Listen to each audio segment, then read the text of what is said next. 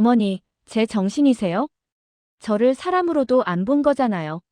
며느리 수진이 떨리는 손으로 시어머니 방 서랍에서 꺼낸 녹음기를 내밀었습니다.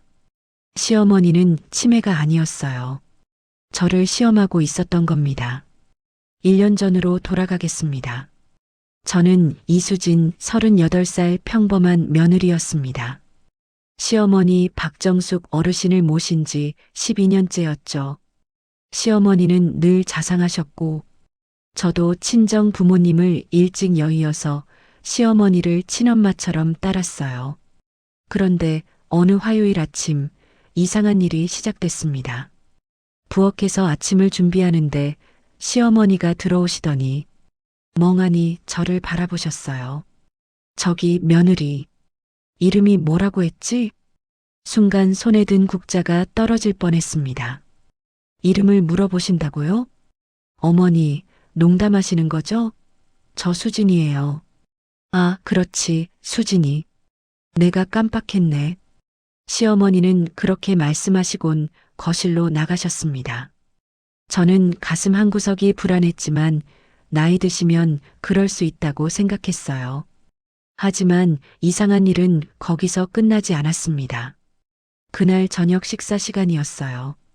온 가족이 식탁에 둘러앉았는데 시어머니가 저를 빤히 쳐다보시더니 물으셨어요. 며느리, 오늘 장 보러 갔었지? 네, 어머니. 오전에 다녀왔어요. 시어머니가 고개를 끄덕이셨습니다. 그런데 채 5분도 지나지 않아 시어머니가 다시 물으셨어요. 며느리, 오늘 장 보러 갔었어? 저는 깜짝 놀라 남편을 쳐다봤습니다. 방금 전에 물어보신 질문을 또 하시는 거였어요. 남편이 난처한 표정으로 어머니 손을 잡으며 말했죠. 어머니, 조금 전에 물어보셨잖아요. 그랬나? 내가 깜빡했네. 식사 후 설거지를 하며 남편에게 조심스럽게 물었어요. 여보, 어머니가 요즘 좀 이상하지 않아? 남편은 대수롭지 않게 대답했죠. 나이 드시면 그럴 수도 있지. 너무 예민하게 받아들이지 마. 하지만 며칠 뒤부터 정말로 이상한 일들이 벌어졌습니다. 목요일 오후였어요. 거실에서 빨래를 개고 있는데 시어머니가 급히 나오셨습니다. 며느리, 내 지갑 봤어? 아니요, 어머니. 어디 두셨는데요? 분명히 탁자 위에 뒀는데 없어졌어. 함께 찾아드렸지만 지갑은 보이지 않았어요. 한참을 찾던 시어머니가 갑자기 저를 빤히 쳐다보셨습니다. 그 눈빛이 너무 차갑고 날카로워서 저는 움찔했어요. 며느리, 혹시 내가 본 거 아니야? 네. 어머니, 무슨 말씀이세요? 분명히 여기 뒀는데 없어졌잖아. 내가 치웠나? 저는 억울해서 고개를 저었습니다. 어머니, 저 정말 모르겠어요.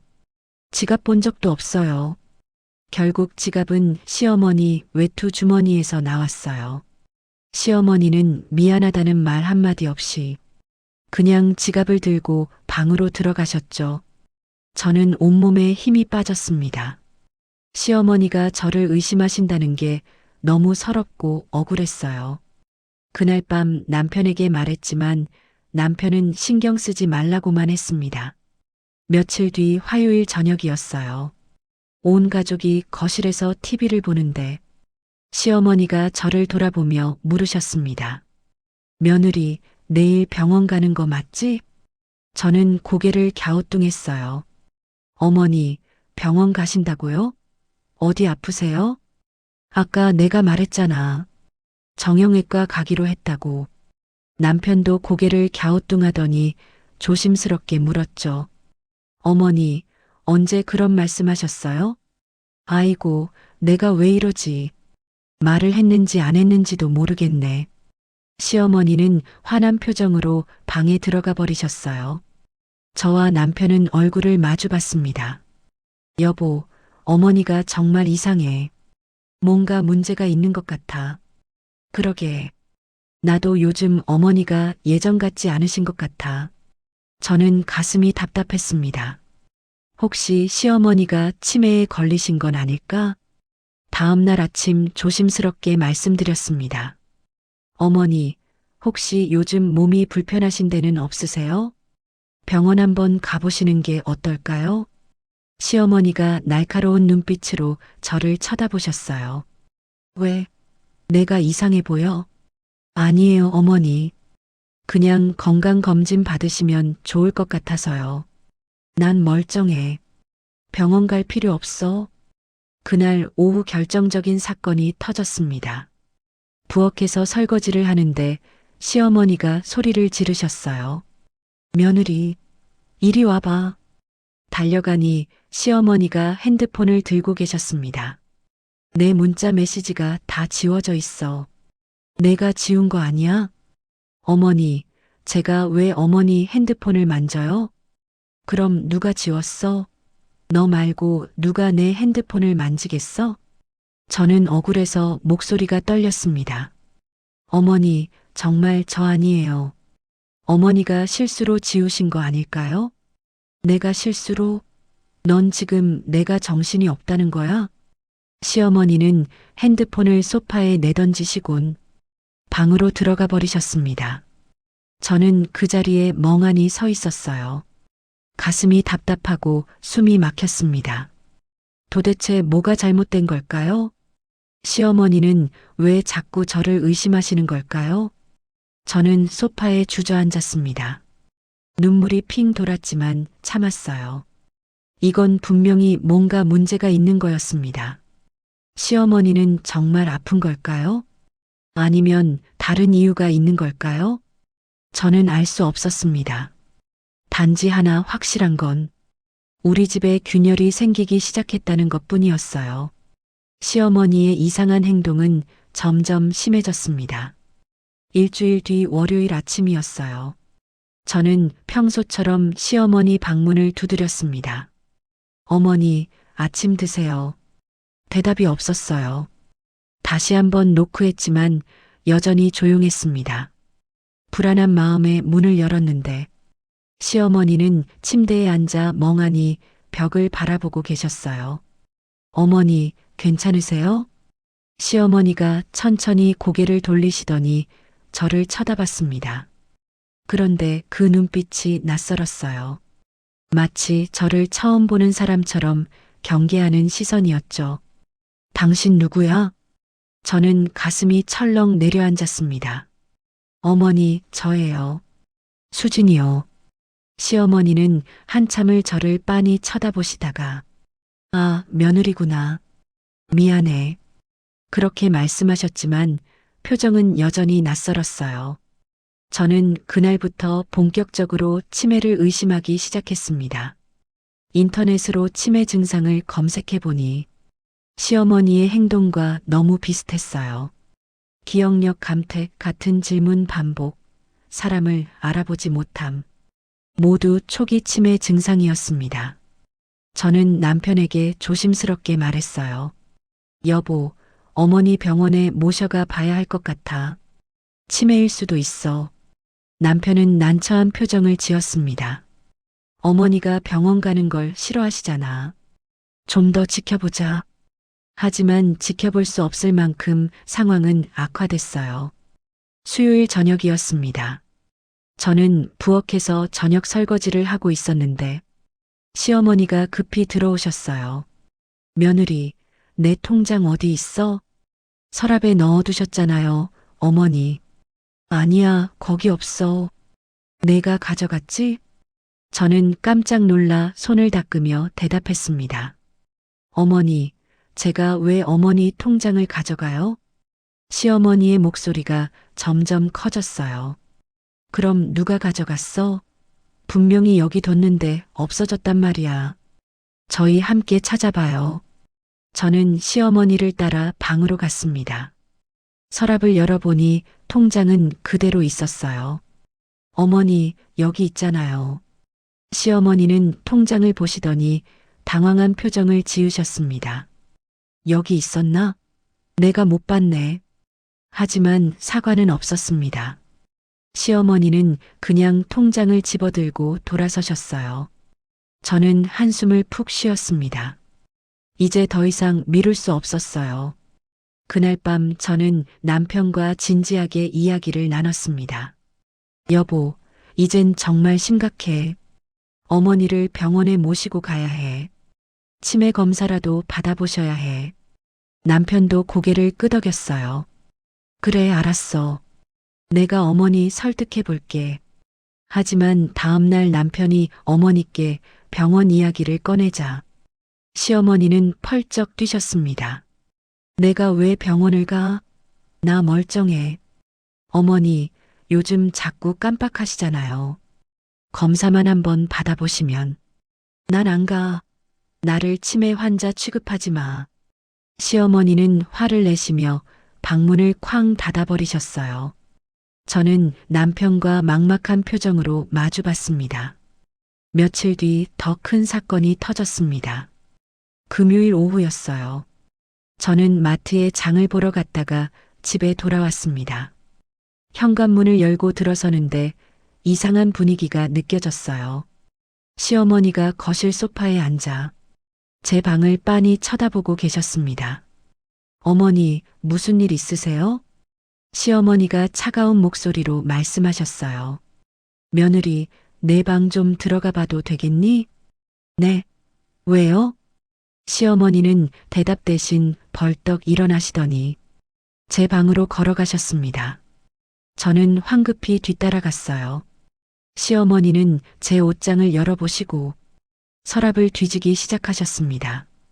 어머니, 대체 뭘 찾으시는 거예요? 내 돈. 5만 원권 5장이 없어졌어. 저는 어이가 없었습니다. 어머니, 제가 왜 어머니 돈을 가져가요? 그럼 혼자 날아갔겠어? 분명히 탁자 위에 뒀는데 없단 말이야. 시어머니는 계속 제 물건들을 뒤지셨어요. 저는 억울하고 분했지만 말리지 않았습니다. 어차피 나올 게 없었으니까요. 한참을 뒤지시던 시어머니가 결국 아무것도 찾지 못하고 나가셨어요. 그런데 그날 저녁 시어머니 방에서 그 5만 원권 5장이 책 사이에서 나왔습니다. 시어머니는 미안하다는 말도 없이 그냥 돈을 집어들고 서랍에 넣으셨어요. 저는 그 모습을 보며 눈물이 났습니다. 도둑 취급을 당하고도 사과 한마디 듣지 못하다니. 그날 밤 딸 민서가 제 방으로 왔어요. 엄마, 괜찮아? 민서가 걱정스러운 표정으로 저를 쳐다봤습니다. 저는 괜찮은 척 웃으며 대답했어요. 응, 엄마 괜찮아. 근데 엄마, 할머니가 요즘 너무 이상해. 엄마한테 자꾸 심한 말 하시잖아. 저는 딸을 꼭 안아주었습니다. 할머니가 편찮으신 거야. 그러니까 이해해 드려야 해. 하지만 속으로는 한계가 느껴졌습니다. 저는 더 이상 참을 수 없었어요. 다음 날 아침 몰래 요양원 정보를 검색하기 시작했습니다. 집에서 가까운 곳, 시설이 좋은 곳, 치매 환자 전문 케어를 하는 곳, 몇 군데 연락처를 저장해 두었죠. 하지만 그날 저녁 남편이 제 핸드폰을 보고 말았습니다. 당신 이게 뭐야? 요양원? 남편의 목소리가 차갑게 식어 있었어요. 여보, 그게 아니라 당신 지금 우리 어머니를 요양원에 보내려고? 저는 급히 변명했습니다. 아니야, 그냥 혹시 몰라서 알아본 거야. 남편이 핸드폰을 탁자에 내려놓으며 말했어요. 어머니한테 들키면 큰일 나. 절대 그런 생각하지 마. 저는 더 이상 말하지 못했습니다. 하지만 그날 밤 최악의 일이 벌어졌어요. 시어머니가 제 핸드폰을 몰래 보신 겁니다. 한밤중이었어요. 저는 물을 마시려고 부엌에 나갔다가 거실에 불이 켜진 걸 발견했습니다. 시어머니가 소파에 앉아 제 핸드폰을 들고 계셨어요. 어머니, 왜 제 핸드폰을? 시어머니가 천천히 고개를 들어 저를 쳐다봤습니다. 그 눈빛이 너무 차갑고 서늘해서 저는 얼어붙었어요. 요양원? 너 나를 요양원에 보낼 생각이었구나. 시어머니의 목소리는 떨리고 있었지만 그 안에는 분노와 배신감이 가득했습니다. 저는 이제 정말 돌이킬 수 없는 강을 건넜다는 걸 느꼈습니다. 어머니, 제가 그런 게 아니라 변명은 통하지 않았습니다. 시어머니는 핸드폰을 탁자에 내려놓으시더니 천천히 일어나셨어요. 너 나를 미친 사람 취급하는구나. 치매 걸린 늙은이라고 생각하는 거지? 아니에요, 어머니. 그냥 혹시 몰라서 알아본 거예요. 시어머니의 눈에 눈물이 고였습니다. 내가 널 딸처럼 생각하고 믿었는데 넌 날 버릴 생각만 하고 있었구나. 시어머니는 그렇게 말씀하시곤 방으로 들어가 버리셨어요. 저는 그 자리에 주저앉았습니다. 온몸에 힘이 빠졌어요. 다음 날 아침부터 집안 분위기가 얼음장처럼 차가워졌습니다. 시어머니는 저를 보지도 않으셨고 말도 걸지 않으셨어요. 남편 준호도 저를 피했습니다. 출근할 때도 인사 한마디 없이 나갔죠. 딸 민서마저 눈치를 보며 학교에 가면서 조용히 말했어요. 엄마, 할머니한테 사과해. 할머니가 많이 속상해 하셔. 저는 고개를 끄덕였지만 무엇을 사과해야 하는지 알 수 없었어요. 제가 뭘 잘못한 걸까요? 시어머니가 아프신 것 같아서 병원을 알아본 게 잘못인가요? 월요일이 되었습니다. 남편이 출근한 뒤 저는 시어머니 방문을 두드렸어요. 어머니, 아침 드세요. 대답이 없었습니다. 어머니? 문이 열리더니 시어머니가 나오셨습니다. 하지만 저를 보지도 않으시고 거실로 나가셨어요. 저는 상을 차려 식탁에 놓았습니다. 시어머니는 혼자 밥을 드시고 설거지도 안 하고 방으로 들어가셨어요. 저는 설거지를 하며 눈물을 흘렸습니다. 오후가 되자 친구 은희가 전화를 걸어왔어요. 수진아, 요즘 어떻게 지내? 저는 참았던 눈물이 터져 나왔습니다. 은희에게 모든 상황을 털어놨어요.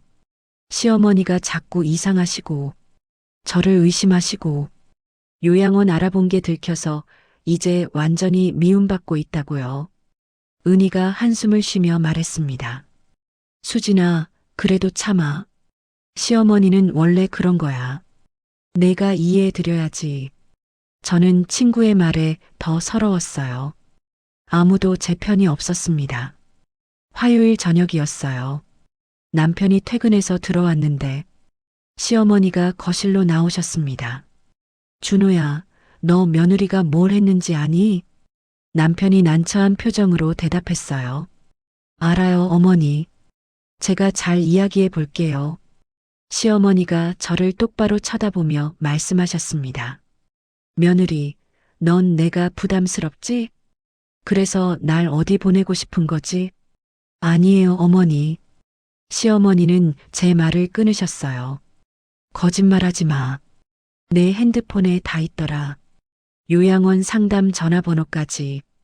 저는 할 말을 잃었습니다. 남편이 저를 보며 조용히 말했어요. 당신 어머니한테 사과해. 저는 고개를 숙였습니다. 어머니, 죄송해요. 제가 생각이 짧았어요. 시어머니는 코웃음을 치셨습니다. 사과로 되는 게 아니야. 넌 이미 날 버릴 마음을 먹었잖아. 그날 밤 저는 잠을 이룰 수 없었어요. 내가 정말 잘못한 걸까?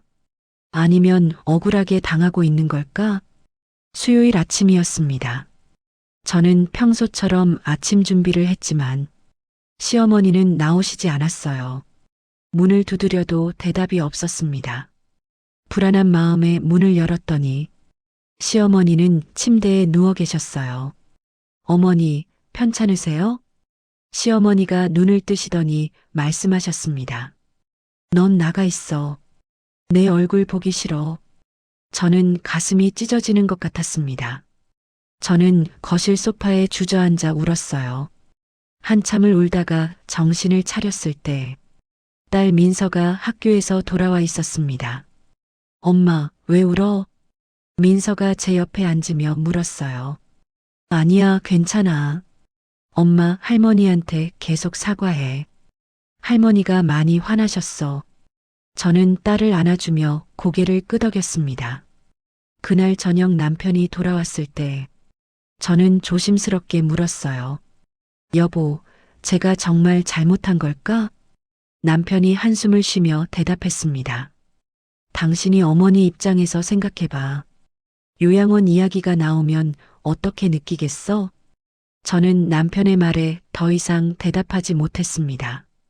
목요일이 되었어요. 저는 혼자 식사를 준비하고, 혼자 먹고, 혼자 설거지를 했습니다. 시어머니는 방에서 나오지 않으셨고, 남편은 일찍 출근했고, 딸은 학교에 갔어요. 저는 완전히 고립되었습니다. 오후에 시어머니 방에서 이상한 소리가 들렸어요. 무언가 중얼거리는 소리 같았습니다. 저는 조심스럽게 문 앞에 귀를 기울였어요. 시어머니의 목소리가 들렸습니다. 그래, 내가 확인해야 돼. 저 애가 진짜 어떤 애인지. 저는 깜짝 놀랐습니다. 저를 확인한다고요? 시어머니의 목소리는 계속 이어졌어요. 다 기록해둬야 해. 나중에 증거로 쓸 수 있게. 저는 가슴이 두근거렸습니다. 무언가 이상했어요. 그날 밤 저는 딸 민서와 이야기를 나눴습니다. 민서야, 요즘 할머니가 이상하지 않니? 민서가 고개를 끄덕였어요. 응, 엄마. 할머니가 밤에 이상한 소리를 내. 무슨 소리? 혼잣말하는 소리. 누구랑 통화하는 것처럼. 저는 딸의 말에 더욱 의심이 들었습니다. 금요일 오후였어요. 저는 빨래를 널다가 시어머니 방 창문 밑에 서게 됐습니다. 안에서 시어머니의 목소리가 들렸어요. 오늘은 며느리가 설거지를 늦게 했어. 아침에 내 방문을 3번 두드렸고 점심은 혼자 먹었어. 저는 소름이 돋았습니다.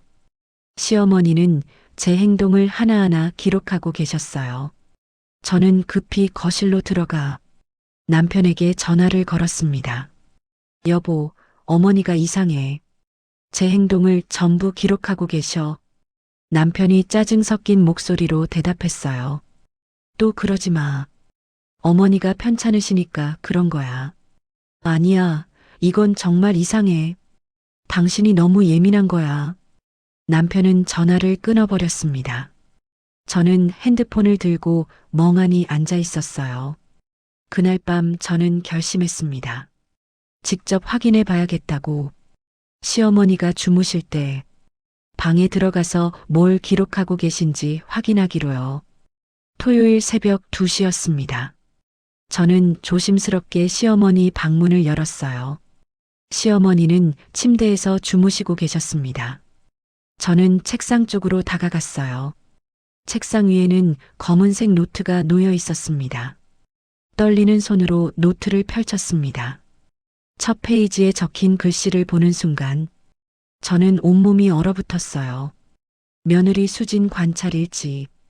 그 아래에는 날짜별로 제 행동이 빼곡히 적혀 있었습니다.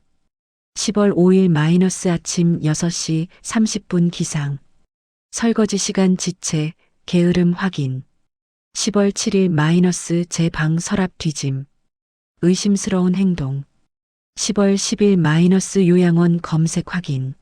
나를 버릴 계획 확정. 저는 노트를 읽으며 손이 떨렸습니다. 그때 책상 서랍에서 뭔가 보였어요. 서랍을 열자 작은 녹음기가 나왔습니다. 재생 버튼을 눌렀습니다. 시어머니의 목소리가 흘러나왔어요. 오늘도 며느리를 시험했다. 지갑을 일부러 숨기고 의심해 봤더니 얼굴이 새빨개지며 변명을 늘어놓았다. 아직 진심인지 확인이 안 된다. 더 지켜봐야겠다. 저는 녹음기를 든 채 그 자리에 얼어붙었습니다. 시어머니는 치매가 아니었어요. 저를 시험하고 있었던 겁니다. 저는 녹음기를 쥔 채 그 자리에서 일어날 수 없었습니다. 시어머니는 치매가 아니었어요. 일부러 저를 시험하고 있었던 겁니다. 이름을 잊은 척하고 같은 질문을 반복하고 지갑을 잃어버린 척하며 저를 의심하고 모든 게 연기였습니다. 저는 떨리는 손으로 노트를 다시 펼쳤어요. 페이지마다 제 행동이 빼곡히 적혀 있었습니다.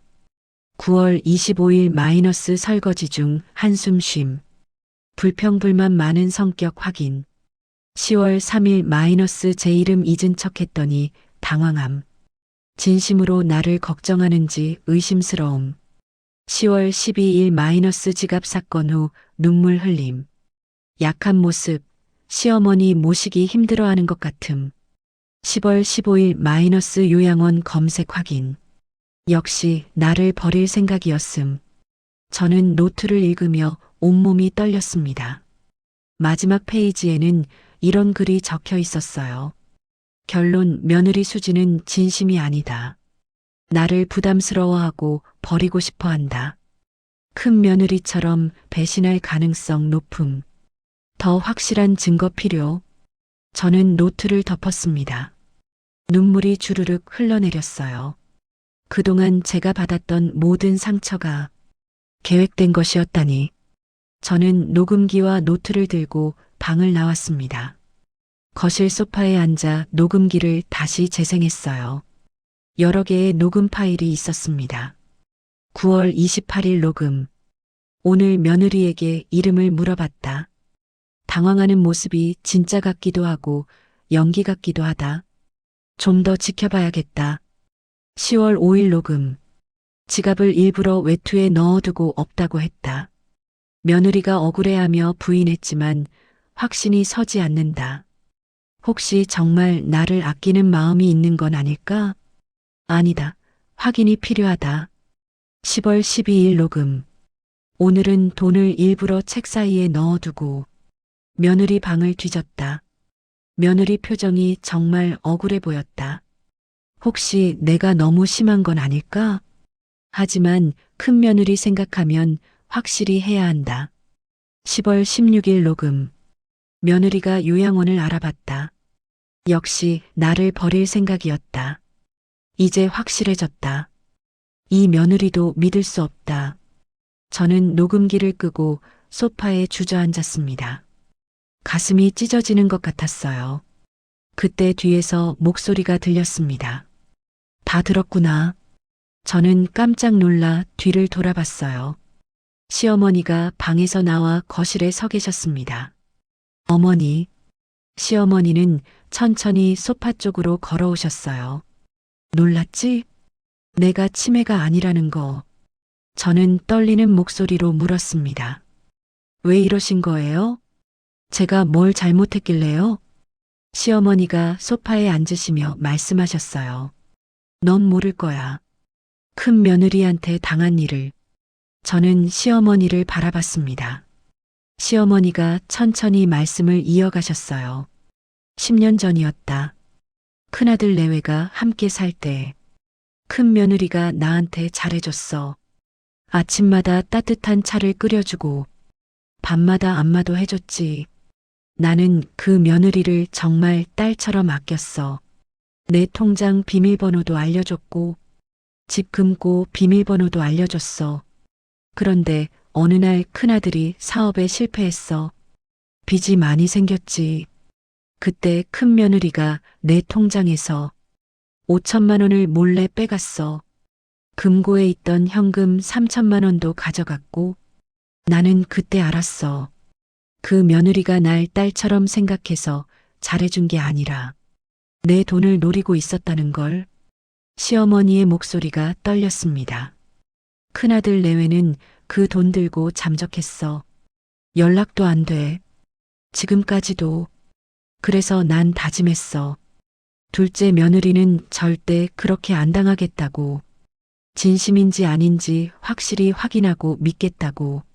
저는 시어머니의 말을 듣고 할 말을 잃었습니다. 그래서 저를 시험하신 거예요? 시어머니가 고개를 끄덕이셨어요. 그래. 너도 큰 며느리처럼 내 돈을 노리고 겉으로만 착한 척하는 건 아닌지 확인하고 싶었어. 저는 억울함에 눈물이 쏟아졌습니다. 저는 큰 며느리가 아니에요. 저는 진심으로 어머니를 모셨어요. 12년 동안 한 번도 불평한 적 없어요. 시어머니가 차가운 목소리로 말씀하셨어요. 그런데 왜 요양원을 알아봤어? 결국 날 버리고 싶었던 거 아니야? 저는 고개를 저었습니다.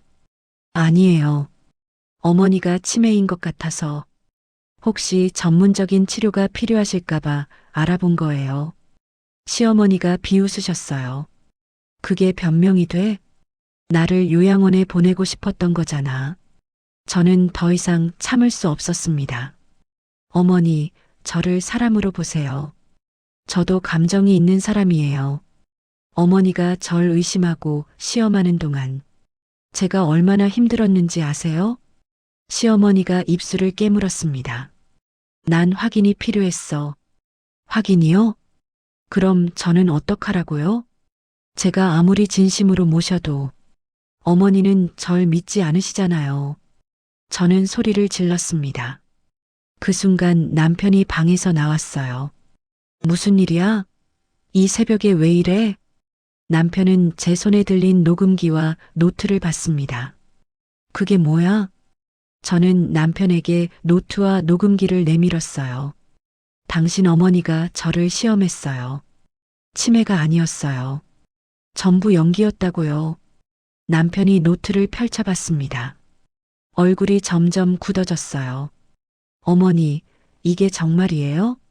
시어머니가 고개를 돌리셨습니다. 준호야, 넌 몰라. 큰형수한테 당한 일을. 남편이 한숨을 쉬었습니다. 어머니, 그래도 이건 너무하신 거 아니에요? 수진이가 얼마나 힘들었겠어요. 시어머니가 벌떡 일어나셨어요. 너마저 며느리 편을 들 거야? 아니에요, 어머니. 하지만 이건 잘못하신 거예요. 시어머니는 방으로 들어가시며 문을 쾅 닫으셨습니다. 저는 남편을 보며 눈물을 흘렸어요. 여보, 저는 정말 진심이었어요.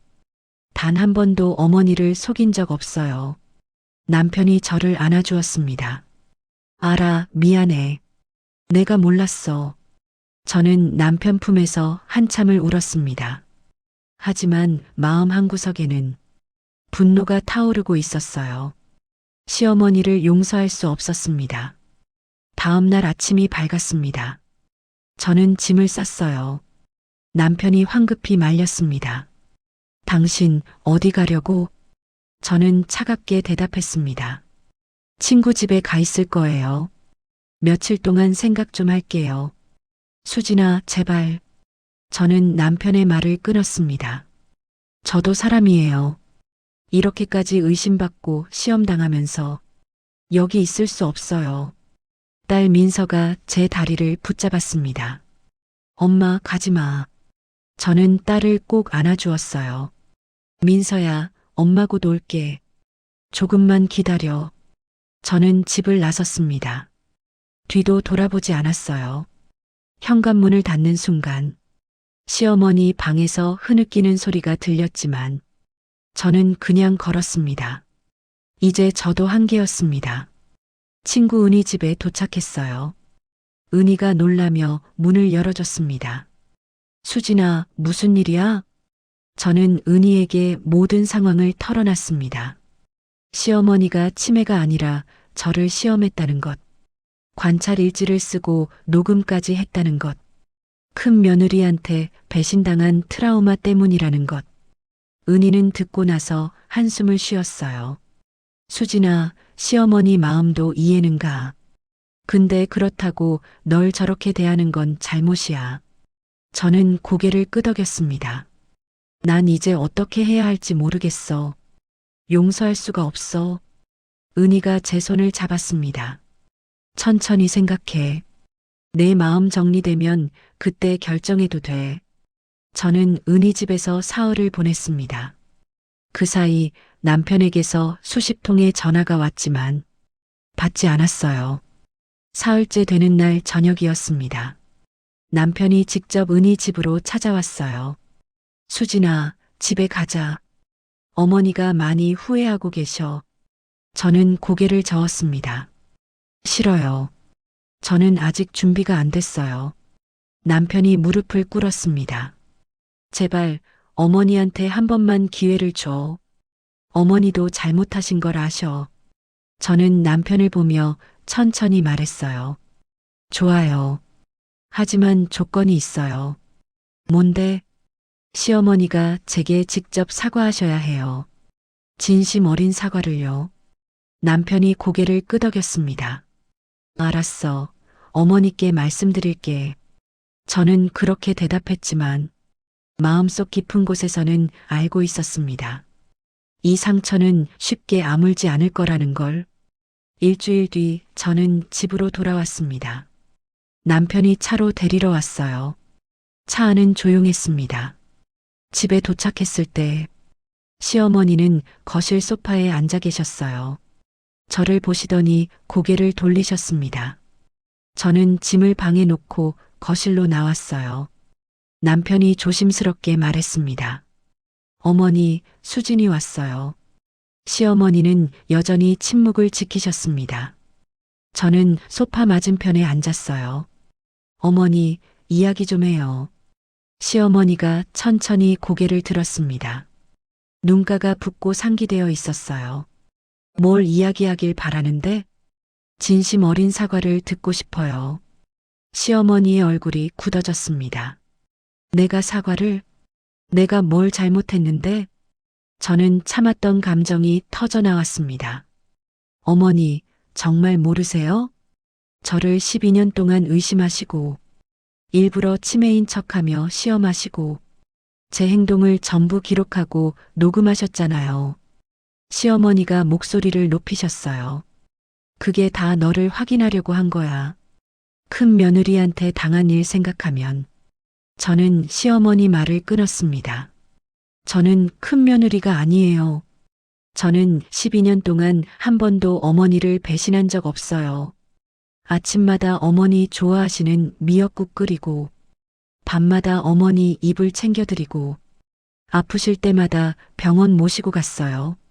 그런데 어머니는 그걸 당연하게 여기시고, 저를 도둑 취급하고 의심만 하셨잖아요. 저는 소리를 지르며 눈물을 흘렸습니다. 시어머니도 눈물을 글썽이셨어요. 난 무서웠어. 또 배신당할까봐. 저도 무서웠어요. 아무리 잘해도 인정받지 못하고 계속 의심받는 게 얼마나 무서운지 아세요? 거실에 침묵이 흘렀습니다. 남편이 조심스럽게 끼어들었어요. 어머니, 수진이 말이 맞아요. 어머니가 먼저 사과하셔야 해요. 시어머니가 고개를 돌리셨습니다. 난 할 말이 없어. 저는 벌떡 일어났습니다. 그럼 저도 할 말 없어요. 다시 짐 쌀게요. 수진아. 남편이 저를 붙잡았지만 저는 뿌리쳤어요. 나요. 사과도 못하시는 분이랑 같이 못 살아요. 저는 방으로 들어가 다시 짐을 쌌습니다. 캐리어를 끌고 나오는데 딸 민서가 학교에서 돌아왔어요. 엄마, 또 가는 거야? 민서가 울먹이며 물었습니다. 저는 딸을 안아주었어요. 미안해, 민서야. 엄마가 꼭 돌아올게. 민서가 제 손을 꼭 잡았습니다. 엄마, 할머니한테 한 번만 더 기회 줘. 할머니도 많이 힘드셨대. 저는 딸의 말에 가슴이 아팠습니다. 민서야, 엄마도 힘들어. 그때 시어머니 방문이 열렸어요. 시어머니가 나오셨습니다. 손에는 낡은 사진첩을 들고 계셨어요. 며느리, 이것 좀 봐. 저는 고개를 돌렸습니다. 안 봐요. 시어머니가 사진첩을 테이블에 펼치셨어요. 제발 한 번만 봐줘. 저는 마지못해 사진첩을 봤습니다. 사진에는 시어머니와 젊은 여자가 찍혀 있었어요. 이 사람이 큰 며느리야. 사진 속 큰 며느리는 환하게 웃고 있었습니다. 시어머니 어깨에 머리를 기대고 있었죠. 시어머니가 떨리는 목소리로 말씀하셨어요. 이 사진 찍기 일주일 전에 내 통장에서 돈이 사라졌어. 난 그때 이 며느리를 의심조차 하지 않았어. 이렇게 웃으며 날 안아주는 사람이 날 배신할 거라고는 상상도 못했지. 시어머니가 다음 페이지를 넘기셨습니다. 텅 빈 통장 사본이 붙어 있었어요. 이게 그 며느리가 남기고 간 거야. 5천만 원이 하루아침에 사라졌어. 시어머니의 눈에서 눈물이 떨어졌습니다. 난 그날 이후로 사람을 못 믿게 됐어. 특히 며느리를. 저는 사진첩을 보며 말없이 눈물을 흘렸습니다. 시어머니가 계속 말씀하셨어요. 너도 처음엔 큰 며느리처럼 잘해줬어. 그래서 난 더 무서웠어. 또 속는 건 아닐까 하고. 그래서 시험한 거예요? 시어머니가 고개를 끄덕이셨습니다. 그래. 근데 시험하면 할수록 내가 진짜 착한 애라는 게 느껴졌어. 지갑 사건 때도 넌 억울해하면서도 끝까지 나를 존중해줬어. 돈 사건 때도 화가 났을 텐데 참았지. 요양원 검색한 것도 나중에 녹음 들어보니 남편한테 내가 치매 같다고 걱정하더라. 시어머니가 무릎을 꿇으셨습니다. 저는 깜짝 놀라 시어머니를 부축하려 했어요. 어머니, 일어나세요. 시어머니가 제 손을 잡으셨습니다. 며느리, 미안해. 정말 미안해. 내가 너무 겁이 많았어. 과거에 갇혀서 널 제대로 보지 못했어. 시어머니의 목소리가 떨렸습니다. 넌 큰 며느리가 아니야. 12년 동안 한 번도 날 배신하지 않았어. 내가 의심하고 시험해도 끝까지 날 모셨잖아. 진짜 미안해. 용서해 줄 수 있겠니? 저는 눈물을 주르륵 흘리며 시어머니를 일으켜 세웠습니다. 어머니, 일어나세요. 시어머니를 소파에 앉히고 저도 옆에 앉았어요. 어머니, 저도 이해해요. 어머니가 얼마나 힘드셨을지. 큰 며느리한테 그렇게 당하셨으면 누구든 사람을 못 믿게 될 거예요. 시어머니가 제 손을 꼭 잡으셨습니다. 고마워. 이해해줘서. 저도 시어머니 손을 잡았어요. 하지만 어머니, 앞으로는 저를 믿어주세요. 저는 어머니를 배신하지 않을 거예요. 시어머니가 고개를 끄덕이셨습니다. 알았어. 이제 믿을게. 정말 미안했어, 며느리야. 시어머니가 저를 꼭 안아주셨습니다. 저도 시어머니를 안았어요. 그동안 쌓였던 모든 오해와 상처가 천천히 녹아내리는 것 같았습니다. 딸 민서가 달려와 우리를 안았어요. 할머니, 엄마, 이제 안 싸우는 거지? 시어머니가 민서의 머리를 쓰다듬으셨습니다. 그래, 이제 안 싸워. 할머니가 잘못했어. 남편도 다가와 우리를 바라봤습니다. 눈가에 눈물이 맺혀 있었어요. 그날 저녁 우리 가족은 오랜만에 함께 저녁을 먹었습니다. 시어머니가 제 그릇에 반찬을 놓아주시며 말씀하셨어요. 며느리 많이 먹어. 저는 화하게 웃으며 대답했습니다. 네, 어머니. 식사 후 설거지를 하는데 시어머니가 부엌으로 들어오셨어요. 내가 할게. 아니에요, 어머니. 제가 할게요. 시어머니가 제 옆에 서시더니 설거지를 거들어 주셨습니다. 우리는 말없이 함께 설거지를 했어요. 그 침묵이 불편하지 않았습니다. 오히려 따뜻했어요. 설거지를 끝내고 거실로 나왔을 때 시어머니가 말씀하셨습니다. 며느리야, 내일부터 내가 아침 준비할게. 넌 좀 쉬어. 저는 고개를 저었어요. 아니에요, 어머니. 제가 할게요. 저 괜찮아요. 시어머니가 제 손을 잡으셨습니다. 아니야. 너도 쉬어야지. 내가 너한테 너무 많이 기댔어. 저는 시어머니의 손을 꼭 잡았습니다. 어머니, 괜찮아요. 우리 함께해요. 시어머니가 화하게 웃으셨어요. 그래, 함께하자. 그날 밤 저는 오랜만에 편히 잠들 수 있었습니다. 다음 날 아침이었어요. 저는 부엌에서 아침을 준비하고 있었는데 시어머니가 들어오셨습니다. 뭐 도와줄 거 없어? 저는 웃으며 대답했어요. 국 좀 저어주세요, 어머니.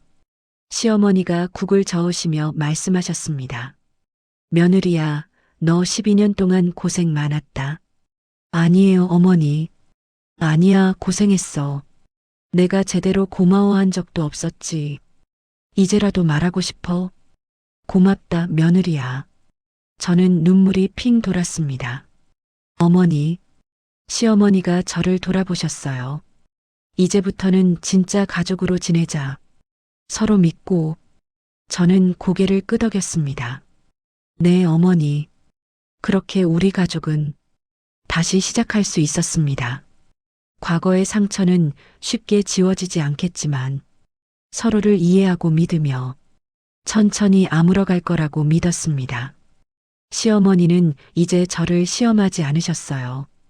저도 시어머니를 진심으로 받아들일 수 있었습니다. 우리는 이제야 진짜 가족이 된 겁니다.